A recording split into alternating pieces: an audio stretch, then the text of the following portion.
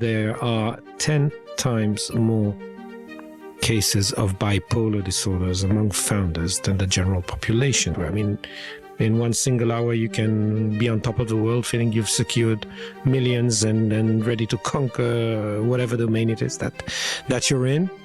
And next you'll get a phone call saying, well, we've actually decided not to invest in you, and everything crumbles down. So from being on top, you get to be at the bottom. The most striking thing is how work is central in the life of a founder.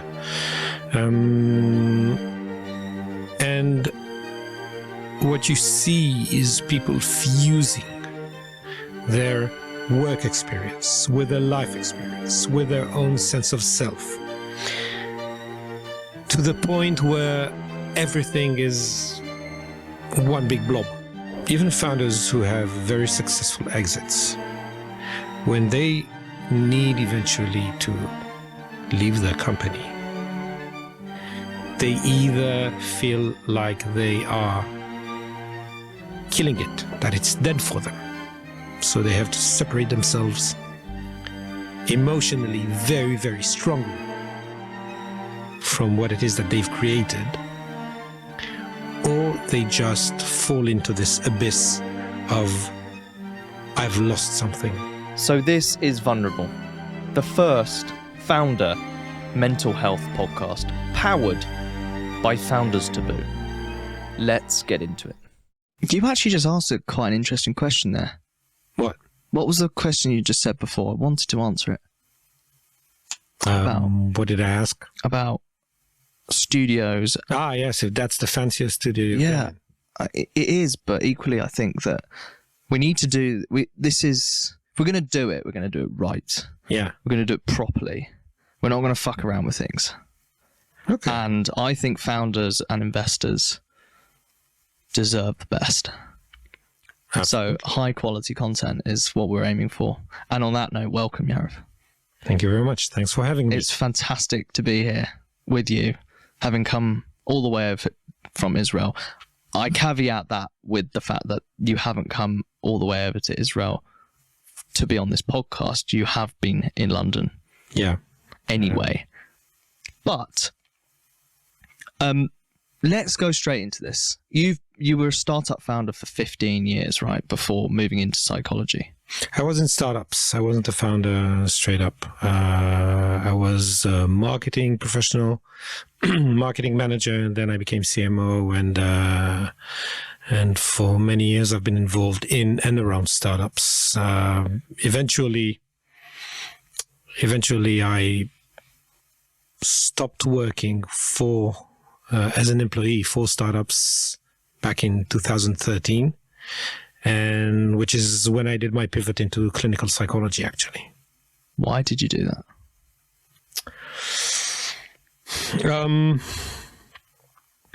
I think it was back, obviously it has to do with my first therapy session. During that time, I just felt I was living through very complicated, weird experiences at work. I had some bad bosses, and felt I basically lost myself. I lost an inner voice, which guided me through. And obviously, it has to do a lot with the stress and sometimes feeling that you're not doing something that is of much value. Not to you personally. But I think I did the right choice. And went back to university. I already had a master's degree in commercial psychology, which is kind of equal to business psychology, I guess. And went on a clinical psychotherapeutic degree at the Tel Aviv University. My burning question ever since I saw your profile on LinkedIn was, there are so few startup psychologists. There's some very eminent and preeminent, researchers around the world, right? But the notion of startup psychology is fascinating because startup founders drive the mini economies, right? They drive the big economies around the world. And yet for so long, we've forgotten about their psychology, their mental health, Right. how they approach the almost psychological warfare of building a business. What themes have you seen from startup founders? I have to say maybe the most prominent things that really, are there 100% of the time is the fact that they are always concentrated on work. So private life is kind of becoming secondary. And in psychological terms, the startup is actually an extension of that specific founder. It's an object, not only of his creations, but also of his desires, his fantasies, stuff he wants to achieve, stuff that he wants to overcome from his own past, maybe because, I don't know, maybe because he was bullied at school and he wants to show everyone that he's made it, but this is the most simplistic of cases, right? That was me, by the way. My first startup. So there are so many elements that usually in therapy with people who are not founders would receive a lot of space. But in my approach, in the approach that I've developed in the past 4 years of working with founders, I am cognizant that work is essential. That is the center of their daily existence. Very interesting. I've got a quote from one of your LinkedIn posts. Not made by ChatGPT. No. This is from one of your LinkedIn posts.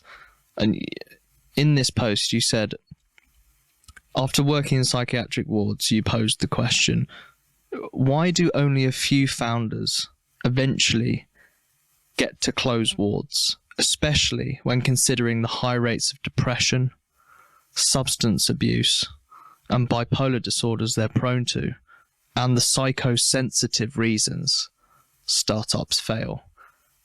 What were your insights from that? From your time on that ward?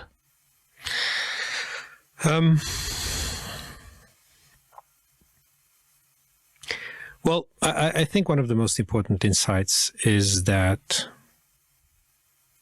although a few fraction of the people dealing with psychological issues end up in closed wards, anyone can get there. Anyone under the specific conditions, under the specific terms of a certain period, of a certain crisis that you're going through, you can sink to a very, very deep low, which inevitably will have you requiring a lot of assistance 24/7. So for me, the psychiatric ward is not really a prison where you need to be kept away from society or something like that. It's basically like any other department in a hospital that treats a certain acute situation in which you're in, puts you back on your feet so that you will be able to regain any normal sense of life that you might have. Regain work, regain confidence in your interpersonal relationships, regain confidence in yourself. Mm. And in particular, bipolar disorders. Yeah. Because we sat down yesterday and had coffee before we recorded this episode, of course. And I was telling you about my kind of history with what's happened. And it struck me that actually it's perfectly obvious why founders and entrepreneurs in general are more prone or susceptible to mental health issues. But with bipolar disorder, it seems like there's quite a disproportionate amount of founders who suffer on the various scales. Right. And when it comes to like the condition that I've got, cyclothymia, which is you're not quite hitting the manic or you're not quite hitting the depressive. So, but you're almost there if it's left untreated. It seems to me that actually there's a huge amount of founders who might be put into this bracket. Why are founders more susceptible to one mental health condition than the other? So first, I think it's important to quote the research that was done by Professor Michael Freeman from the US back in 2018. He's coming on this podcast in May. Yes, really. Yeah, I'll be here as well. I actually contacted him a while ago. Very interesting, and I must say there are so few research about startup founders and their mental health. It's really crying to be researched much more. So what he found is basically that there are 10 times more cases of bipolar disorders among founders than the general population, which is amazing. I mean, you have about 1% of people with bipolar in with the bipolar spectrum in the general population, and among founders it's about 10%, so 1 out of 10 approximately. And I think you can, in layman's term, you can really allocate that to the roller coaster, to the emotional roller coaster that you go through. I mean, in one single hour, you can be on top of the world, feeling you've secured millions and ready to conquer whatever domain it is that you're in. And next, you'll get a phone call saying, well, we've actually decided not to invest in you, and everything crumbles down. So from being on top, you get to be at the bottom. And I actually had a discussion with a psychologist who has done some research on that many years ago. And she claimed that this is a situational bipolar condition. So because you're in that roller coaster, it's obvious that you will experience those strong experiences during your work, regardless if it's something that is not conditional or is something, or is actually something that you will experience more when you're a founder and less afterwards. It doesn't matter. Bipolar is a bit of a superpower of founders, because in manic states, the amount of energy, the amount of charisma, the amount of confidence you have in yourself is so unique that it can actually benefit lifting up any venture from zero to amazing feats, right? To amazing levels of productivity. But the problem with bipolar is that after every high, there will come a low. And the higher you go up, the lower you fall down. Now, if you think about a normal person, so to speak, so people who do not have bipolar, every time you take out a lot of energy on doing something, you need to rest afterwards. So when you're in a manic state and you haven't slept for a few days and you are going on strong with little with little food, with little rest, with little detachment from work, you're crashing down. And when you're crashing down, you get to very, very dark places. And everything you've seen before as amazing, as wonderful, as promising, now gets tinted in colors of risk, despair, lack of confidence. And it's because of those very quick changes, because of that roller coaster of events that founders ride on. I think that's the reason why you really do see founders experiencing more bipolar than other. Hey, can I ask a massive favor? Can you subscribe to this podcast right now, if you haven't already? Your subscribes, your sharing, your liking, your commenting all over social media. is increasing our reach, and it's meaning that founders out there know it's okay to talk about their mental health. Thank you. Vulnerable, a Founders to Be podcast, has been created to raise awareness on the highs, lows, and taboos of the founder journey, to amplify the raw and unfiltered stories of founders, and to remind those listening that they are not alone. Founders Taboo is a movement dedicated to improving access to support for founders' mental health and well-being, in order to build a healthier startup ecosystem as a whole. Entrepreneurship is undeniably hard, but it doesn't have to cause hardship. We know that entrepreneurship is often lonely, but it doesn't have to be. Our support includes a safe space to take off the mask and interact with fellow founders in a free online community. You can access hundreds of psychologically informed resources and exercises to build up your mental health literacy. You can source and connect with startup and well-being professionals. You can participate in live support sessions, attend retreats, and much more. We want to promote mindfulness in entrepreneurship, harmony rather than conflict between health and building a business. And this all starts with speaking out and breaking some taboos. Join the movement. All founders are welcome. Follow us on LinkedIn to keep up to date and get involved. The other very interesting thing that we discussed yesterday was, and if we bring this back to my journey, the amount of founders who experience such deep depression post-exit or post-leaving a company, and how it almost wipes them out. And you've coined a phrase, or there is a psychological term for this, which is separation individuation. Yeah. Have I got that right? Yeah, that's the you can take it. It's more developmental. Okay. A more developmental term that actually reflects on the ability of the child to separate him or herself from the parents and gaining a sense of ownership on their body, on their own self. Right. I wanted to bring it back, though, to how to separate one's identity from a startup to general life. Because that's what I struggled with. My entire identity as a founder has, and sort of it still is actually, I'm not going to say I'm cured, by no means.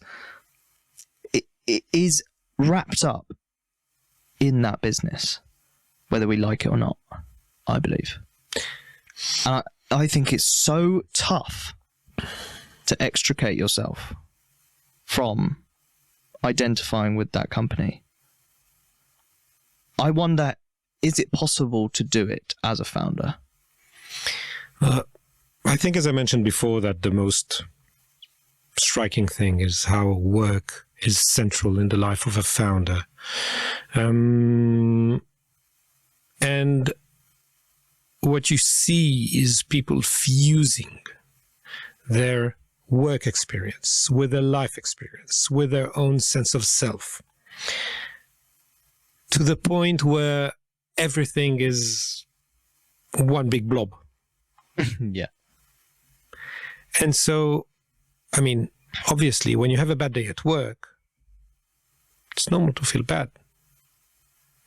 But for founders having a bad day at work, that often kind of stirs up a whole range of emotions and feelings that they are not good enough, that they are not sufficiently capable of managing their company, of reaching their ideas, of bringing to life that desire, that extension of themselves, which is their startup.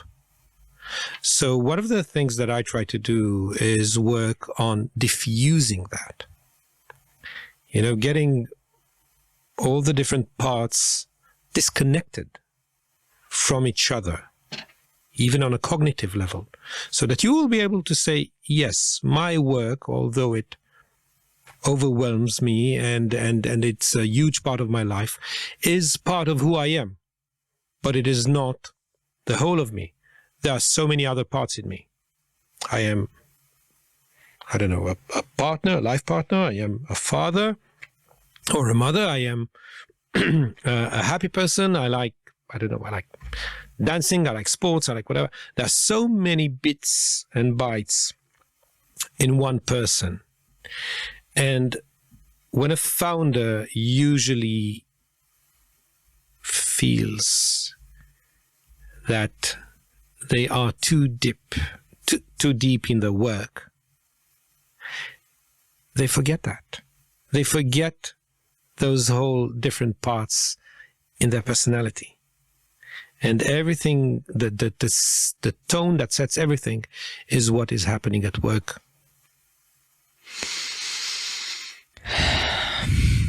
It's really difficult because actually I think a lot of this is we get so lost in our visions and in the dreams that we forget to be, generally speaking, a human being. I mean, I always look at things, I always look at my life and go, like, the last 3 years, as we were talking about yesterday, I have neglected a lot of, I've neglected things, but it was a choice. It was an intentional choice. I was desperate to build the company, and that's caused a lot of my friendships to disappear, actually.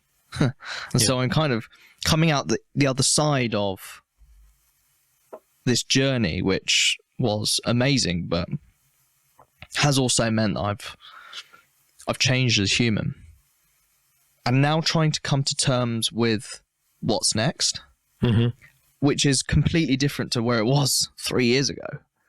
And separating your identity from your startup as we said yesterday, it caused me to almost, attempt on my life. Like, after my first startup, after I left that, I kept saying I didn't know who I was anymore. Right. I couldn't separate my company with me as a human being, even though I was a very loving son, fiance, brother, friend, but I couldn't do it. Yeah. Like, how can you practice doing that, the separation piece, or is it just not achievable? Before I answer that, we spoke about the authenticity of this interaction here between us, and I must say that I really sense how difficult all of this has been for you. Okay, no matter how many cameras and then the distance between, I really, you can feel it coming from you. Yeah, there's a lot of pain still. And it's very powerful. It's a very powerful load, I think, that you're carrying with you and that you've been carrying for years. And because a startup is so often such an important object of your own psyche, I speak a bit in Psychologist mumbo jumbo, but because your startup is so important for you and because you invest yourself so much and so much of your psychological energy is invested in it, it is actually part of you. Okay? It's not just a day job that you go to. And even founders who have very successful exits, when they need eventually to leave their company, they either feel like they are killing it, that it's dead for them. So they have to separate themselves emotionally very, very strongly from what it is that they've created, or they just fall into this abyss of, I've lost something. They mourn it very, very deeply. So it's not detaching yourself just technically and identifying you, the person, and you, the founder. I think the work that needs to be done is to recognize those different parts, and not the fact that you need to have a very strict separation between those fields. I mean, basically, by being able to recognize the different parts of your life, and I'm going now into a bit into the technique, recognizing the importance of other parts in your life and fully understanding and accepting them, that enables to lower the dependency or the feeling that you are only defined by your startup and by your experience as a founder. So it's basically bringing up or increasing the value of the other elements in your life that enables you to kind of separate yourself a bit better, diffuse yourself, your identity from your identity as a founder. That makes a ton of sense, actually, especially from where I can sit from. I think I was getting a bit emotional actually earlier when you were talking about seeing the heavy weight, because I feel it every day, and all I want to do is just let go. Yeah. For some reason I can't. And everyone, I speak to therapists, I speak to coaches, I speak to psychiatrists, and they're like, learning how to let go is amazing. I say amazing as if it's just like, yeah, cool. It's actually the hardest thing to do. I don't know how to let go. I would love to. That is part of my predicament. I think it's also part of how can you tell somebody to just let go of something they put their heart and soul into for so long? I'm a bit hesitant how to answer that because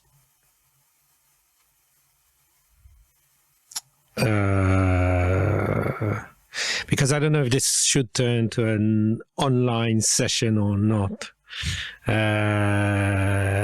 But the fact, I'll say... I'm really happy to go there, by the way. Yeah? Yeah. Okay. For a little bit. So this is some therapeutic, maybe this will have some therapeutic value. Or Correct. Not. I think the fact that you are very open about it is excellent. Okay? It's great.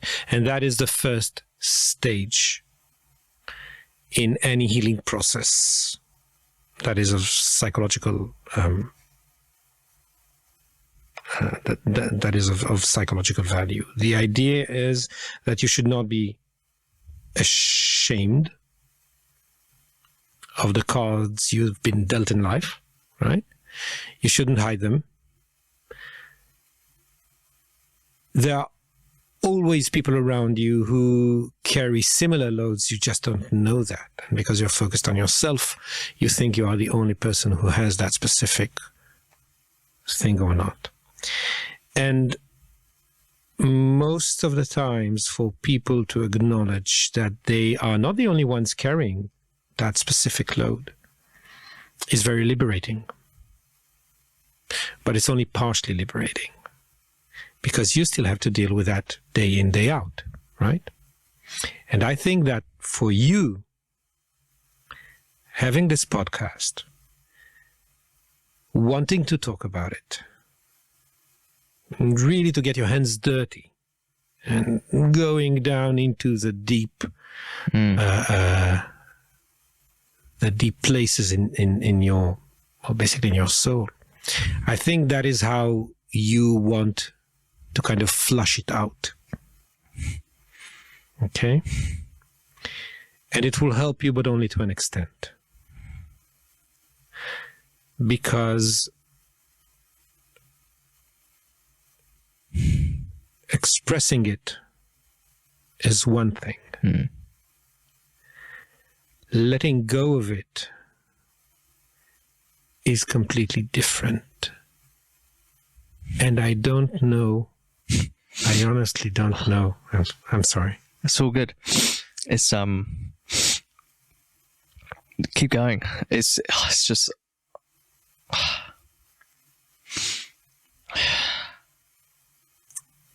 what is it?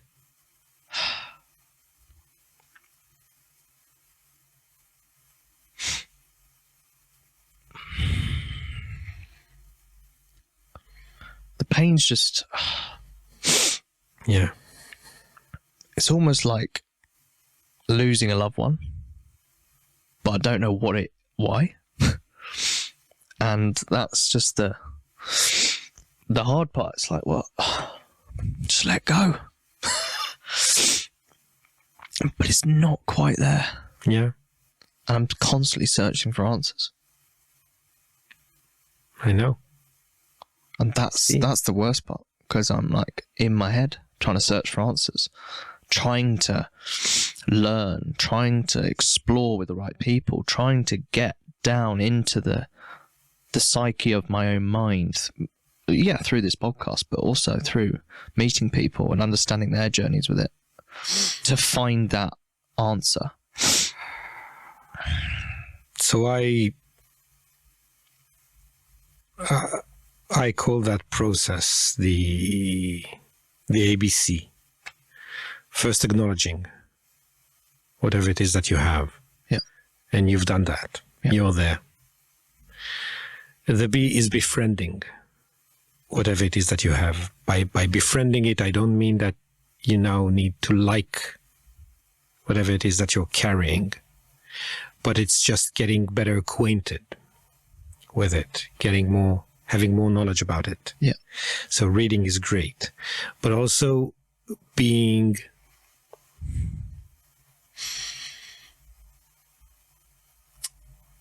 feeling less uneased that it goes with you everywhere that you go. So we don't mind that we carry, I don't know, our ears with us wherever it is that we go. Our nose, our heart, our stomach, whatever it may be. When we carry it with us, we don't recognize that, right? It's part of who we are.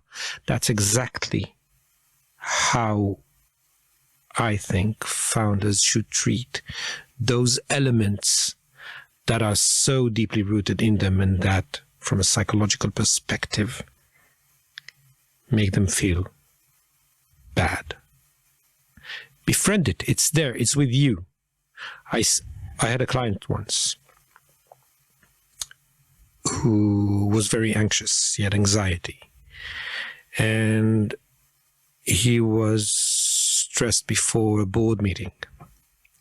And I said, pull up an extra chair, put it behind you, put it next to you, whatever. And just have your anxiety sit over there. Have it present. It will be your best, your best board member, because it's there for you. It's there to protect you. It's there as a part of you. So that's what I call befriending. That's the B. And the C is changing. Basically changing the way you perceive what it is that you have. Maybe changing your daily routine in terms of sleep, in terms of what you eat, sometimes even in terms of medication, in terms of therapy. Okay? But you need to understand that you need to make certain changes in your life, just like a person who has diabetes changes the regular mode of life. When I worked with kids, back in the hospital, I remember having parents coming to me and say, that's my kid, that's the problem that he has. And it was always like you're bringing a car into the garage and then saying to the mechanic, well, can you please fix that? That's not how it's done. I'm not looking to fix up anything. I'm looking to create a space inside the person that will enable that person to live with what it is that they are carrying. Get some load off from what is possible, but from what you cannot solve, from what you cannot fix. That is something that you need to learn how to basically live with. It sounds really, may sound really shallow, but I think much of the therapy with people who suffer from, especially with founders, who suffer from psychological issues, is really about that. How can you be a successful founder, a creative person, having meaningful relationship and feeling active and enjoy your life, and knowing how to carry that thing around. Makes a lot of sense. It does. I think I've been fighting it, searching for the answer to cure it, when there probably isn't a cure. Right. It is an acknowledgement. It is behavior change, and then it is understanding how I carry it better so that it doesn't burden me so much. And I think befriending it is a very, very interesting point, because I've never thought of befriending it before. I always perceived it as a negative. I've been like, you're carrying this massive weight around, and something that always limited you. Correct. But take a look at what it has enabled you to do, right? How it has brought you even to having this podcast. Yeah. I mean, the journey enabler has been huge.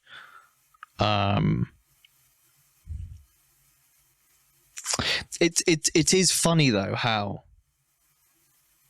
they all the kind of journeys come together, and now I see this podcast as a big use of therapy for me, but equally it's how can we use this to continue to push the message. There's something so important in getting it out there. Yeah. And I think that's what basically helped me focus on working with founders. Very intelligent people, very able, very impressive.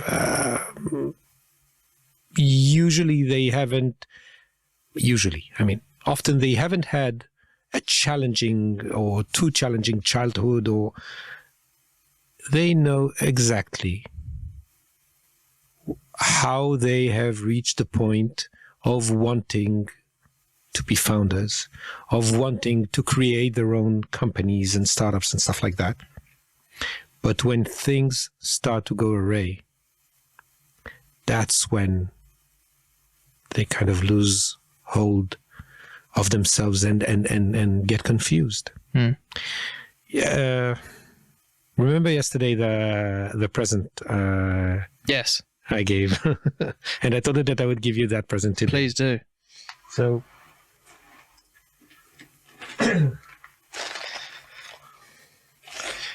blue, red, purple, or green?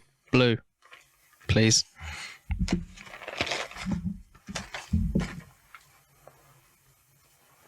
Thank you.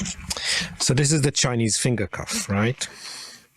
And I have to say that it's not my own original idea. It's someone I've learned ACT, which is acceptance commitment therapy, from. Right.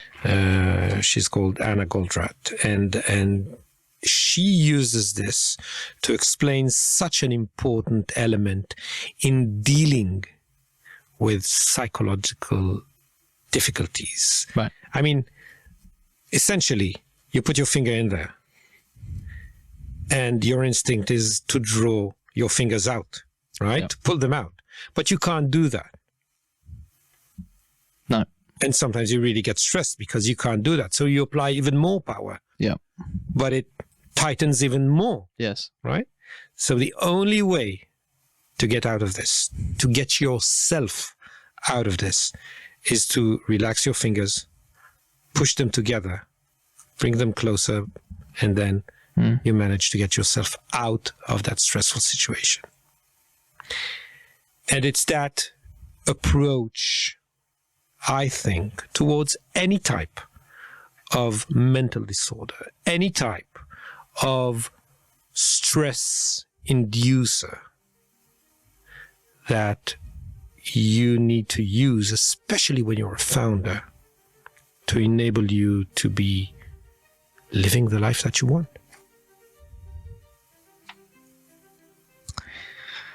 Will you come back on the podcast in May when you're next in London? Yeah. And we can do one with Dr. Michael Freeman. And Yeah, yourself. I'll try and do that. May is, specifically May might be complicated, but I so want to do that. Let's get you back on the podcast and we can explore this even more depth, because there is so much to cover. We're never going to cover it all.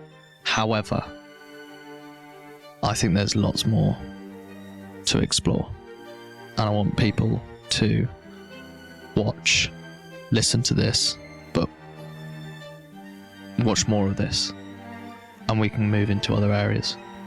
So if you're keen, let's do another one. Let's do another one. Nice. With pleasure.